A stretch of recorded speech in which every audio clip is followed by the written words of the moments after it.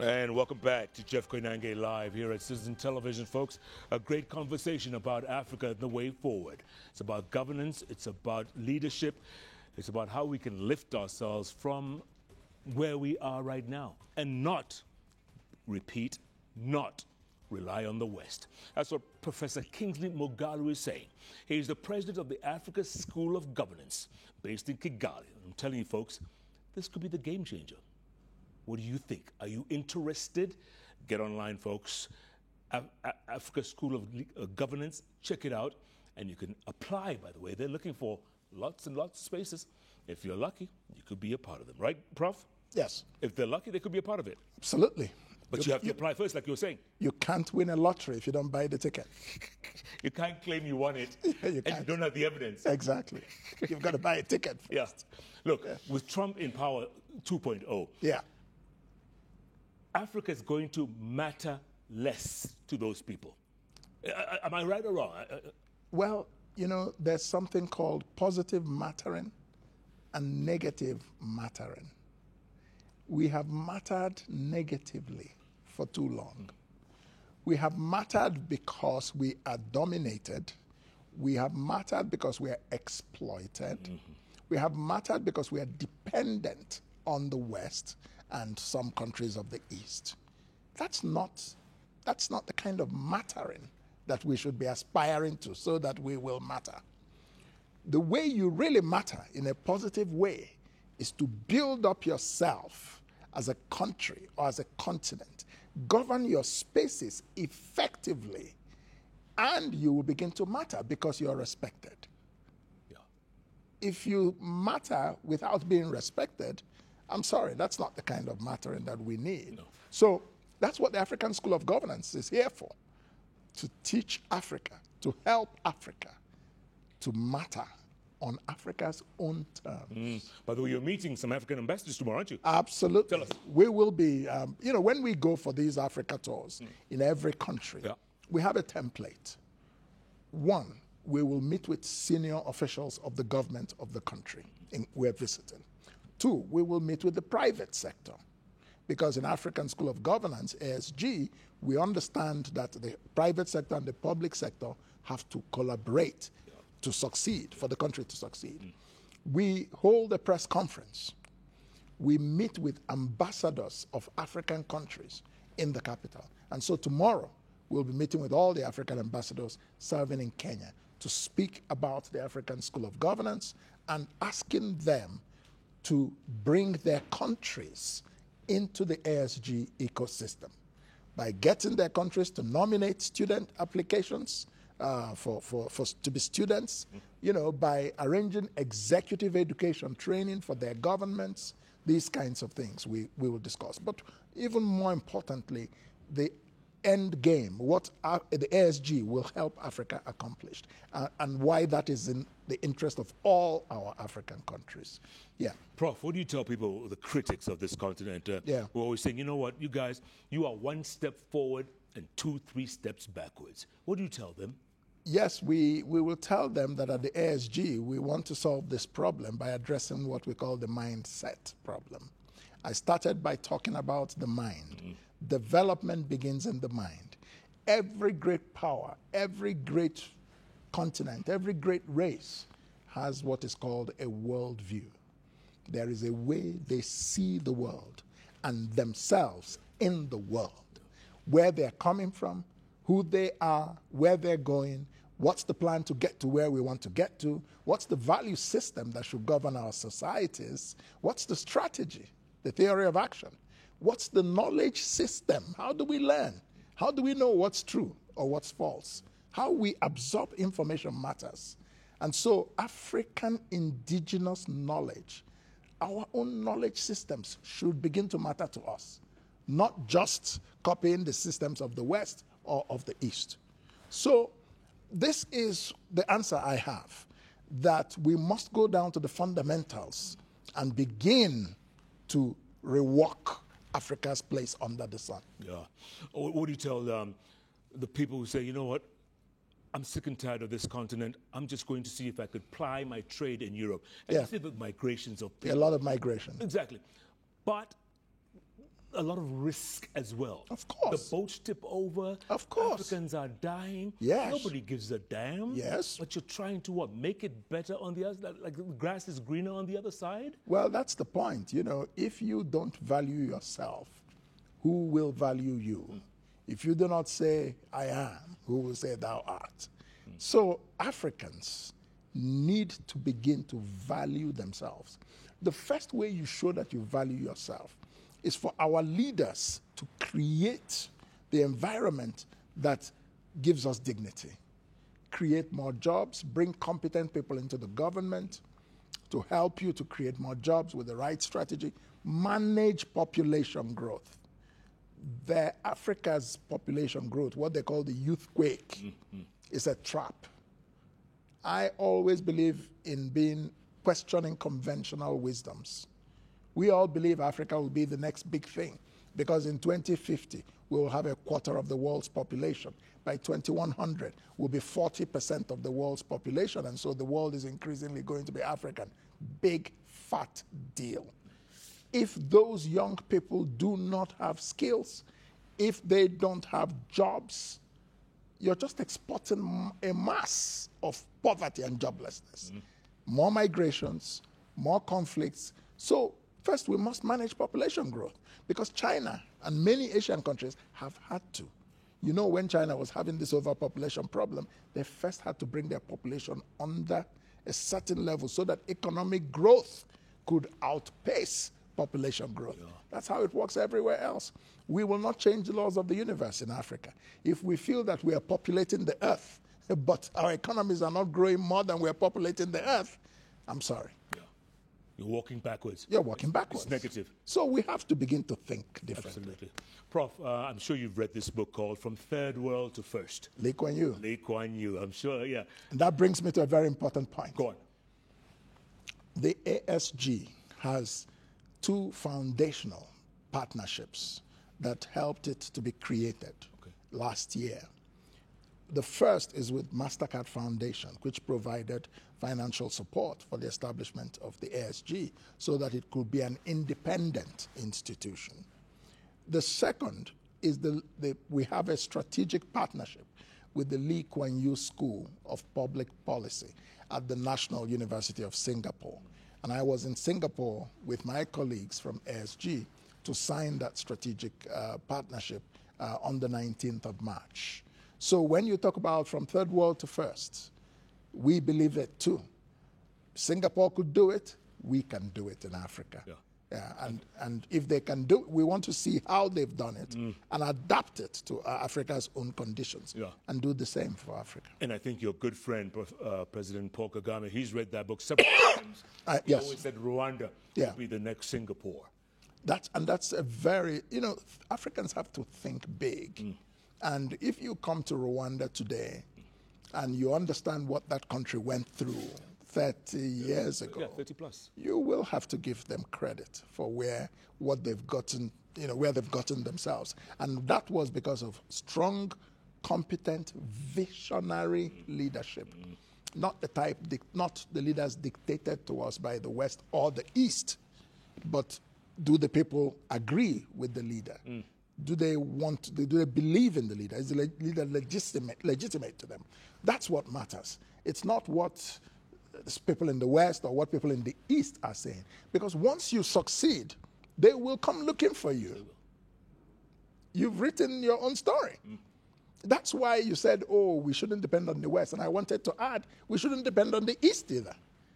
Africa should look increasingly inward and stop looking for external validation from East or West. The identity is development. Identity is development. Prof, is that going to happen in yours and my lifetime? I think it could. Are we going to be old men with sticks walking around, or? Well, it's okay. If it happens even while we are walking around with our sticks, it's still good. Rome was not built in a day. True. And what we're talking about is not going to happen tomorrow morning. No. But I think, like I said, as I was saying to you during the break, 10 years from now, the question will be, have you attended the African School of Governance? Are you an alumni of ASG?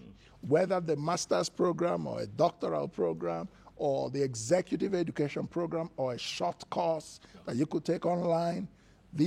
We're bringing a revolution in governance and governance education in Africa.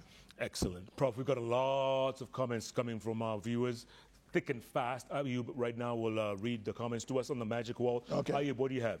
Yes, a mix of course, the show and the passing on of Professor Ngugi Thiong'o. Right.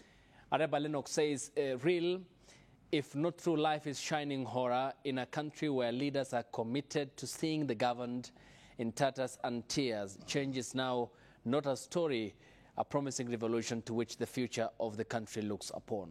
I think this in relation to the topic and the direction that Prof has explained as you and the impact it will have. Nyantika Chester says, ain't a pessimist, but if I may ask, what's the place of good governance in Africa when we are grappling with corruption, tribalism, dictatorial tendencies, electoral fraud, and etc.? We have a long way to go, folks. What do you have to say, Prof? That's what the ASG was established to address these issues. And I keep coming back. When you talk about grappling with corruption, it's because we have leaders who don't have ethical values. And when we teach ethical values, hopefully the next generation of leadership will have better values. And corruption will never be wiped out anywhere in the world. Everywhere in the world has a corruption problem. But in Africa, it's at the center. In other parts of the world, it's at the periphery. So, because human nature is sinful. And the only thing that manages corruption is just 3 or 4 things. First, accountability. If you know that if you're corrupt and you're caught, you'll be punished. You'll be more careful. If you see leaders who lead by example, it helps to reduce corruption. If you see transparency in governance systems, if things are computerized, we have technology now. Procurement processes can be open for anybody to see. Open government.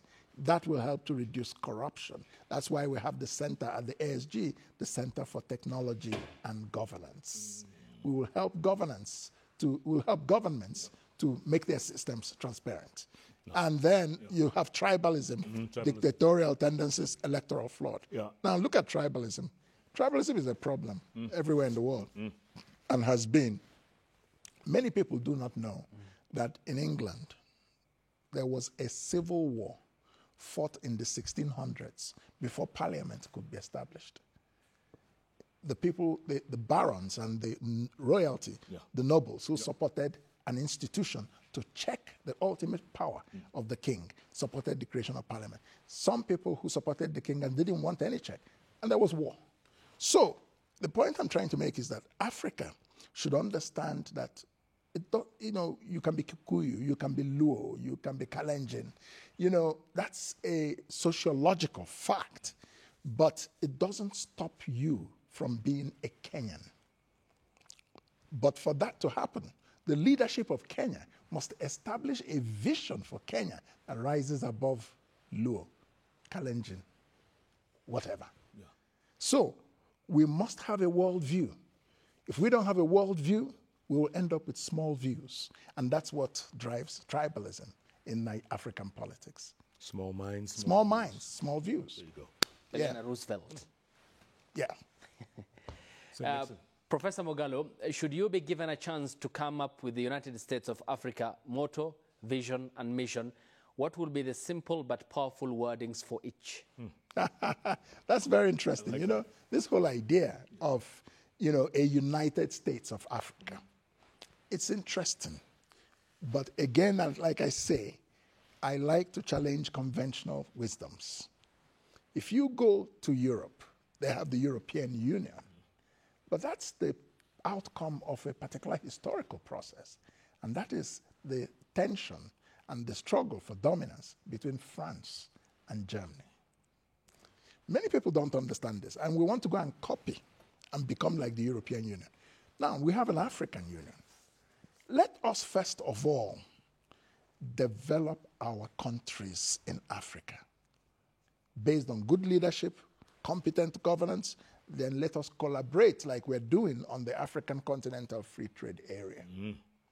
That's a very important, vision for Africa, and I do support that. But political integration of Africa as one country, it's a big leap. And I'm not quite sure if that is even a desirable thing, you know. But I know some African leaders like Kwame Nkrumah were pushing for that. You know, so people have different visions. And not too long ago, Muammar Gaddafi. And Muammar Gaddafi, Remember? yes. United States of Africa. Absolutely, absolutely. Look what happened to him. Yeah, but who would have been the king? Who would have been the president of the United States of Africa? Yeah. I leave you to ponder on that. Okay. Crispina Saddam says Africa's magic bullet line is processing all its minerals and agricultural raw materials before export as we promote inter-African trade. This way we will grow to true economic, social economic independence. I think 100%, I agree with that. 100%. Yeah. Okay. Next, this is from Moses Masikawangula, the Speaker of the National Assembly, on the passing on of Professor Ngugi wa Thiong'o, who said, word of the passing of Professor Ngugi wa Thiong'o cast a long, solemn shadow across my thoughts. A mighty voice has fallen silent, not in defeat, but in transcendence. Absolutely. In him, we did not merely have a writer, we beheld a seer, a craftsman of truth, a fearless sentinel of African consciousness. He walked with the quiet audacity of those who know their place in the lineage of liberation. His intellect refused to bow to comfort. His words tore through falsehood, reawakened identity, and summoned us towards a more conscious future. Professor Ngugi may no longer walk among us, but his ideas live, breathe, and burn within the hearts of those he stirred. He has ascended to join ancestral assembly of Africa's most luminous minds. What a powerful tribute. Very powerful. And very well deserved by Ngugi wa Thiong'o. Yeah. Absolutely. Yeah, And the absolutely. writer of this is called Paparoma. Paparoma. Good stuff there. Gabi Wakasiaka says the two rivers lay side by side. One was Kameno and the other one was Makuyu. This is a quote from one of his books, The River Between. I did this in my high school The level. River Between. My sincere condolences to the family. Ngugi was an icon. I read all his books. I celebrate his life. His writings were very refreshing and reflective. Nice. Kefa says Professor Ngugi wa Thiong'o will forever be remembered for educating us, the millennials and the Gen Z, how the corrupt leaders work day and night to bring down what we citizens have worked for, brighter future for our country. Rest in peace, Professor.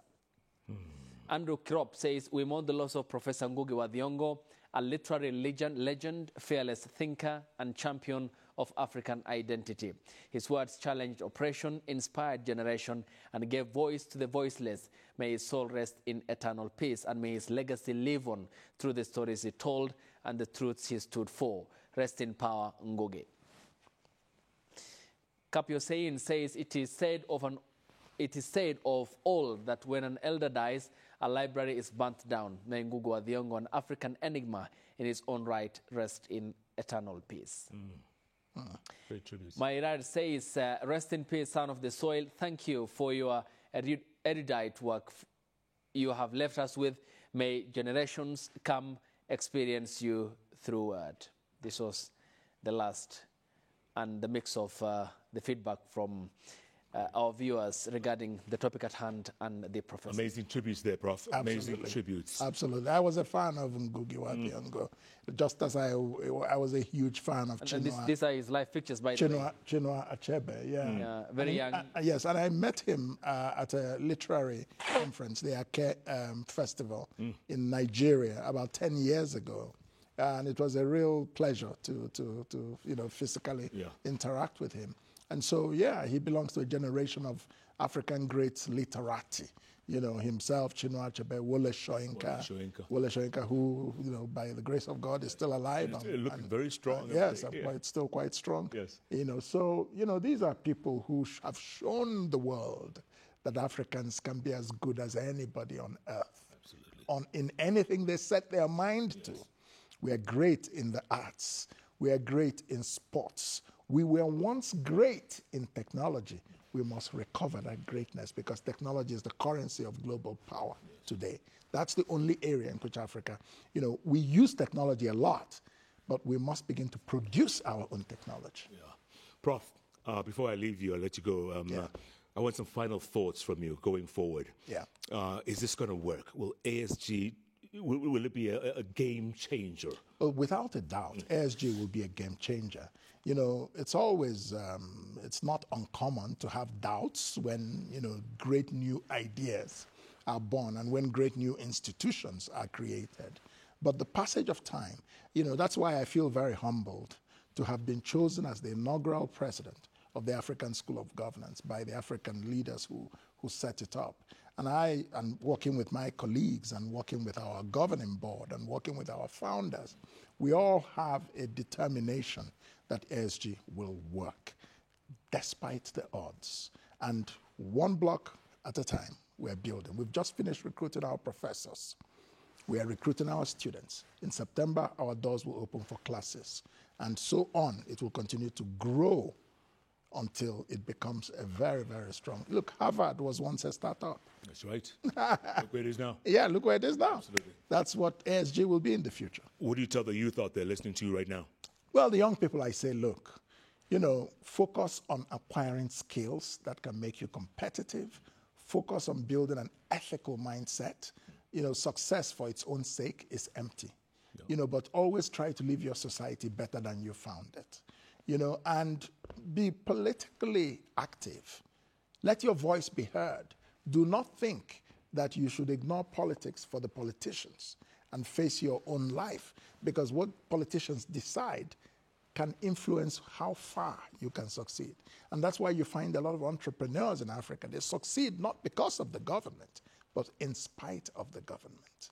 Imagine what they could do if all our governments were competent and created enabling business environments, removing multiple taxations, you know, reducing corruption, and so many other policies that would encourage the creation of wealth, you know. So I would say to Africa's young people, the future could belong to you, but don't assume automatically that it does if you do not do the right things. And if your governments do not do what they ought to do. So it's your job to make them do it. Absolutely. And one more thing real quick, Prof, is that the internet has become the great equalizer. Of course. Right? Yeah. You can get real news in real time. Absolutely. So there's no excuse for, you know, incompetency. No. Absolutely. Absolutely. You know, the world is all, you know, interconnected now. And any government that is serious. That's why at ASG, we want to train a generation of leaders. Every year, we bring out 50 to 100 people. And, you know, through our various programs, in 10 years' time, you would have thousands of people who have graduated through ASG with a certain way of thinking, with a certain body of knowledge, with a certain skill set. And they are people who believe that Africans should have agency, not people who believe Africa should be leaning anywhere for validation. No, we validate ourselves. And when we validate ourselves and we succeed, others will come to us. Absolutely. Professor, good to see you. Good to see you, Jeff. Thank you very much for having me. Thank you so much for being here. Thank you. Wish you all the very best. Thank you very much. As Professor Kingsley Moghalu, folks, president of the ASG, the Africa School of Governance. I'm telling you, folks, if you've been listening the last couple of hours, you know this could be a game changer. For you, for I, the 1.4 billion people on this continent. That's what we need, a paradigm shift. What do you say, Ayub? Oh, Monica has been whispering that both of us should go, but I was wondering who then comes to do the show. Okay. Well, let me tell you how you do it. Go on. Maybe, who's older? Jeff will go I'm first. much older. Jeff will go first, he'll come back, then you go. There you go. Prophet said it. And remember, folks, if it's Wednesday, it's those three letters on the keyboard that follow each other. JKL. Thanks so much for being a part of the show. Enjoy the rest of the week, and happy Madaraka Day in advance to all our viewers across the country and the region and around the world. Good luck. God bless. Thanks so much for being a part of us. Thank you. Thank you, Prof. Thank you very much. Good job. Yeah, thank you. Thank you, Jeff. Yeah. Fantastic.